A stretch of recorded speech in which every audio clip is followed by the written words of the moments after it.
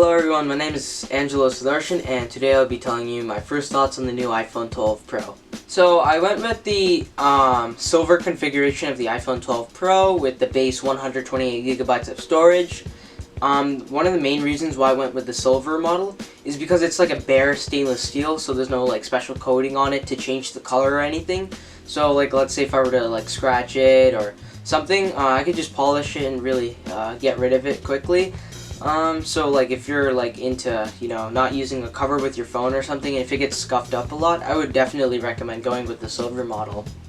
However, going for the silver model kind of did backfire, as another reason why I decided to kind of opt for the silver one was that there wouldn't be really much demand, so I'd be able to get one on launch day.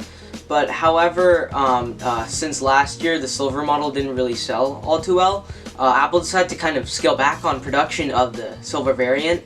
And that kind of put me with a bunch of others for like a small amount of iPhones. So there was some competition, so I really couldn't get mine on launch day. But I got mine like a week later, which isn't too big of a deal, but it's just something that happened. However, the silver is a fantastic looking color and probably my favorite in the lineup, just how like clean it looks and everything. But for those of you who use cases and stuff, black is also a good option. The gold this year is really nice. I honestly prefer the gold from last year, or the one from the XS, which kind of had a rose gold kind of look.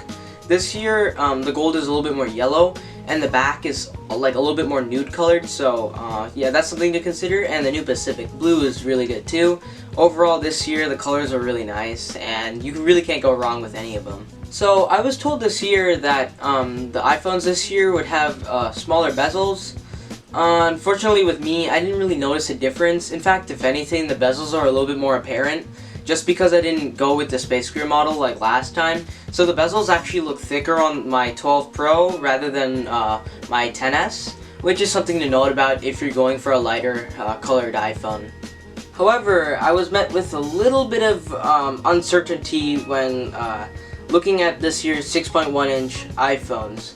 Seeing that the iPhone XR and 11 both had 6.1-inch displays, I was thinking that these this year's 6.1-inch display iPhones would probably have the same form factor. However, I was met with a pleasant surprise to know that they had pretty different form factors. Holding the 12 Pro in my hand, it basically had the same width as my XS, which is something really pleasant, but the difference was that it was a little bit taller, which is awesome because it gives it a taller, kind of slimmer look, kind of like some Android flagships. And I didn't really like the XR nor the 11, as it was a little bit wide in my hands and didn't really feel as usable. However, the main design change of this year was adding kind of like a boxier design to the iPhone. I really wanted Apple to re-add the iPhone 4 design for a pretty long time. But now that we've had it, it really does elevate the look of the phone. It just feels a lot more premium, looks a lot better. It's just a overall slimmer kind of slick look, and I think that many people would probably like it. However, in terms of comfort, it's alright. It's not as comfortable as something like a 11 Pro or a XS. However, it's not really a big deal. But what I am really concerned about is the Pro Max, as that's like a huge phone, and like those boxy edges will kind of like, it's like harder to grab and stuff. So I'm a little bit concerned about the Max model, but other than that, like really this year's boxy design really does elevate the phone, and it's really nice to have. However, Apple kind of missed a huge mark on this phone, which is a higher refresh rate display, which many would probably consider a deal breaker. However, I don't really see this as a big deal, as smartphones don't really need high refresh rate displays. However, I really do think that they should have included 90 Hz at least, but kind of have it like buried into settings to let those who actually care about high refresh rate displays kind of turn on, but have 60 Hz on by default. But overall, I am seeming to kind of like this phone, and I think my first thoughts on it are mainly positive, and I think this is a solid upgrade from something like an iPhone XS, or like even an 11, honestly.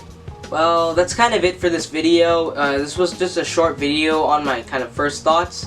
If you really like this video, maybe give it a like, or even subscribe. It will help out a lot, and try to stay in tune, because I'm going to be releasing probably another video about this iPhone 12 Pro, and like a kind of like a full review. So see you until next time. Goodbye.